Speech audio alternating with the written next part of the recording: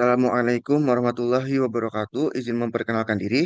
Nama saya Azmi Itfal Hafiz dengan NPM 231506115 dari kelas Jaringan Komputer Lanjut. Pada kesempatan kali ini, saya akan melakukan implementasi dari konfigurasi DHCP versi 4 atau Dynamic Host Configuration Protocol versi 4 menggunakan Cisco Packet Tracer. Soal ini saya dapatkan dari Netcat eh, paket 7.4.1. Tujuan dari konfigurasi ini adalah agar perangkat klien seperti PC1 dan PC2 bisa mendapatkan alamat IP secara otomatis tanpa harus diatur secara manual. Selain itu, saya juga akan mengonfigurasi satu router agar menjadi DHCP server, dua router lain sebagai DHCP relay, dan satu interface router sebagai DHCP client. Lalu di sini topologinya itu terdapat tiga router, yaitu R1, R2, dan R3. R2 ini akan menjadi DHCP server dan akan terhubung ke internet dengan DHCP client. Lalu R1 dan R3 ini akan menjadi DHCP relay untuk penyalur dari DHCP server. Lalu terdapat DNS server juga nanti yang digunakan untuk mengakses DNS yang ada di internet. Lalu untuk IP-nya dari R1 ke R2 itu terhubung menggunakan serial dengan IP 10.1.1.0/30. Lalu dari R3 ke R2 itu juga terhubung dengan serial dengan IP 10.2.2.0/30. Lalu dari R2 ke DNS server itu terhubung dengan IP 192.168.20.0/24. Lalu dari R1 menuju ke klien itu IP-nya 192.168.10.0/24. Lalu dari R3 ke klien IP-nya itu 192.168.30.0/24. Dalam topologi ini, router R2 akan berperan sebagai DHCP server pusat yang membagikan IP ke klien di LAN R1 dan R3. Router R1 dan R3 akan berfungsi sebagai relay karena klien mereka tidak langsung terhubung ke DHCP server. Interface R2 G0 G01 itu akan dikonfigurasi sebagai DHCP klien. Yang ini akan dikonfigurasi sebagai DHCP klien untuk mensimulasikan koneksi ke jaringan ISP atau internet.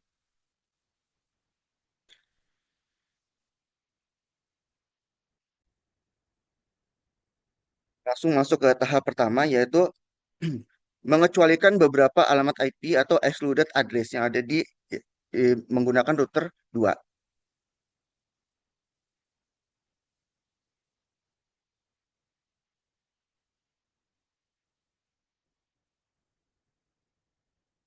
Sebelum membuat pool DHCP, kita harus menentukan alamat-alamat IP yang tidak boleh diberikan secara otomatis.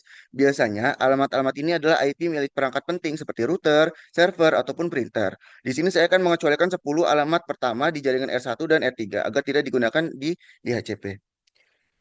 Untuk konfigurasinya adalah enable, lalu configure terminal, lalu ketikkan IP DHCP excluded address,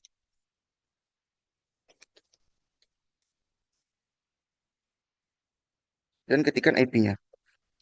8.10.1 sampai 192.168.10.10.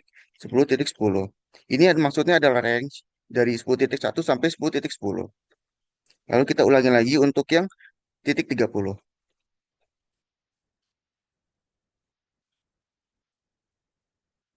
IP DHCP Excluded Address mencegah DHCP membagikan IP tersebut ke klien.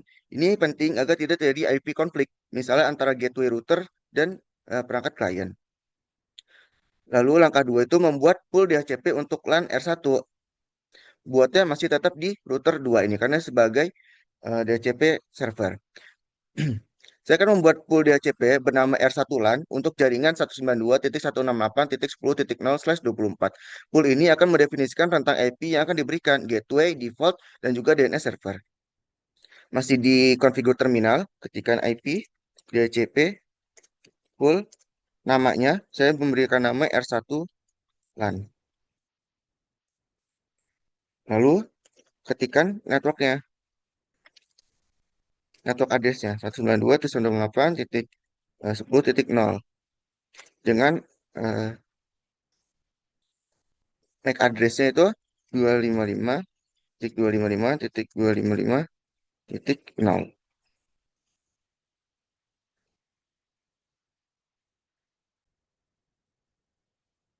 Maaf saya salah sebut 255.255.255.0 ini bukan MAC address tapi netmask. Ini pembagi untuk IP-nya, membagi IP. Atau bisa dibilang slice-nya yang tadi, yang slice 24. Lalu di sini saya masukkan DNS server ya. Ini IP dari DNS server. Itu 192.168.20.254. Lalu di exit. IP IP DHCP pool itu akan membuat satu kelompok konfigurasi DHCP dan network itu menentukan subnet mana yang akan dilayani DHCP. Lalu default router adalah gateway bagi klien, ini IP router R1.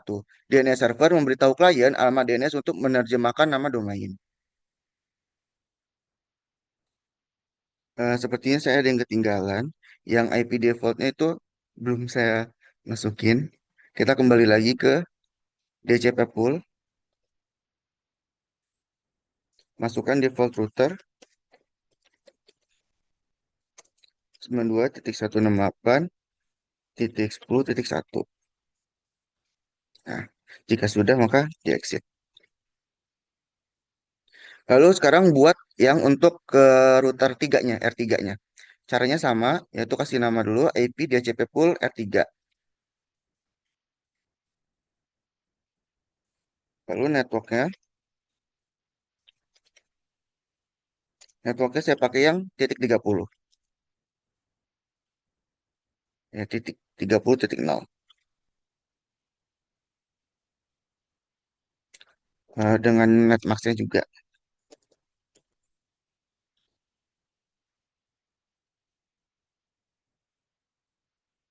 Lalu di sini eh, default routernya juga jangan sampai lupa 30.1. Dan DNS servernya masih sama. Lalu di exit. Dengan dua pool DHCP ini, router 2 siap melayani dua jaringan berbeda secara bersamaan.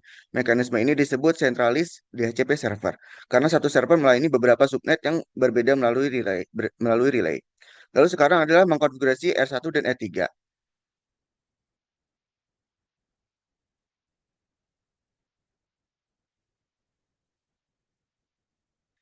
Router R1 dan R3 tidak menjalankan layanan DHCP sendiri, tetapi di jaringan ada klien yang membutuhkan IP. Jadi, agar permintaan DHCP bisa sampai ke R2, saya akan mengaktifkan fungsi DHCP Relay Agent menggunakan perintah IP Helper Address. Pertama di R1 dulu,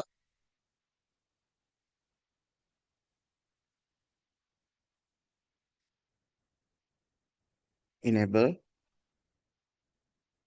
lalu pergi ke configure terminal,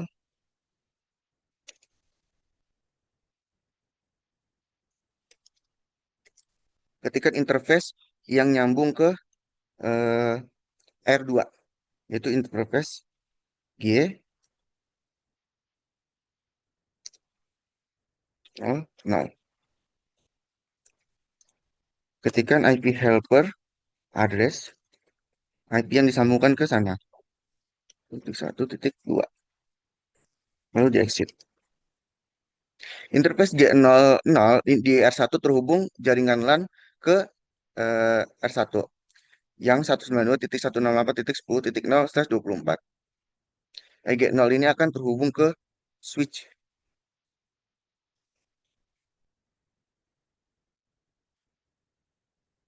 Yang ini.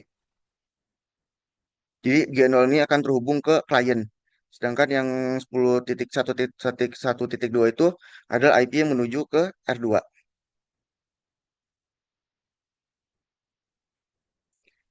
IP helper address itu akan mengarahkan pesan di HCP dari klien ke alamat 10.1.1.2, yaitu interface R2 yang terhubung ke R1.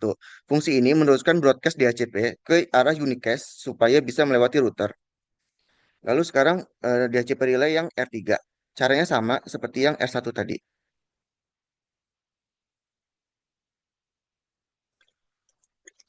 Enable, conte, Interface ini yang menuju ke klien, interface yang menuju klien.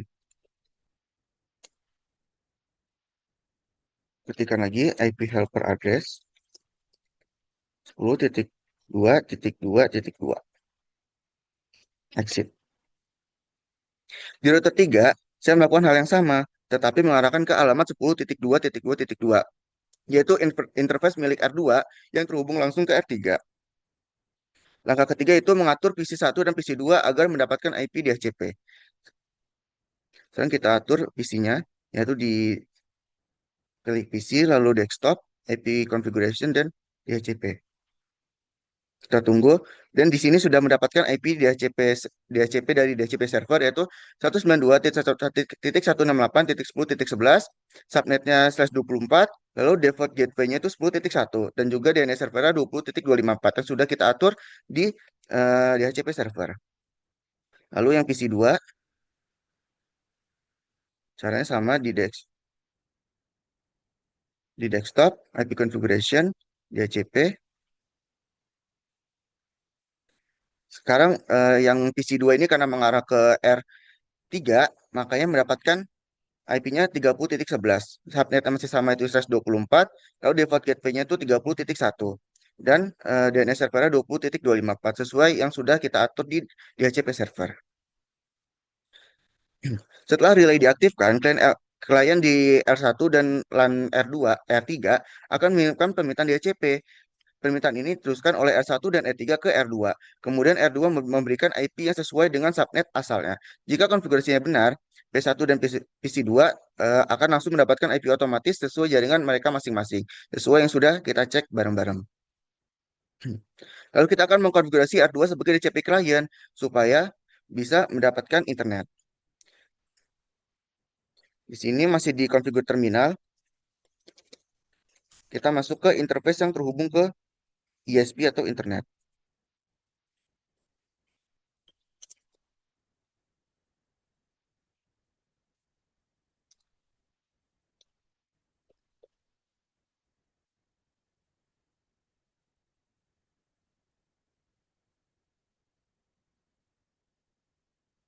IP address DHCP akan membuat interface secara otomatis meminta IP dari server DHCP, DHCP lain.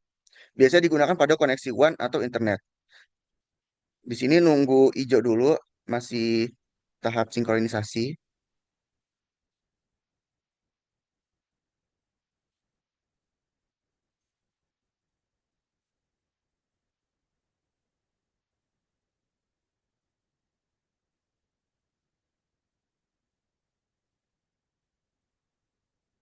Sudah hijau, sekarang kita cek IP-nya yaitu dengan kembali dulu ke konfigurasi umum, lalu klik IP interface show IP interface brief.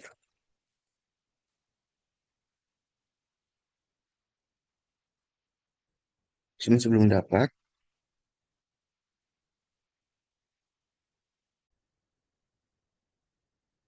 Di sini sudah dapat ya, yaitu gigabit internet 01 tadi, IP menuju ke internet, yaitu dapatnya 209.165.200.254.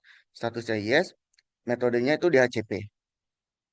Jadi eh, R2 ini akan mendapatkan IP dari internet ini secara DHCP. Jadi otomatis. Dan dapat dilihat juga progres saya sini sudah 100%. Kita cek result, sementara sudah kecentang hijau semua. Yang berarti eh, studi kasus ini sudah selesai dan berhasil 100%. Baik, begitu saja presentasi dan praktek dari saya. Saya mohon maaf karena masih banyak salah-salah kata dan kesalahan dalam menyampaikan. Saya akhiri wassalamualaikum warahmatullahi wabarakatuh.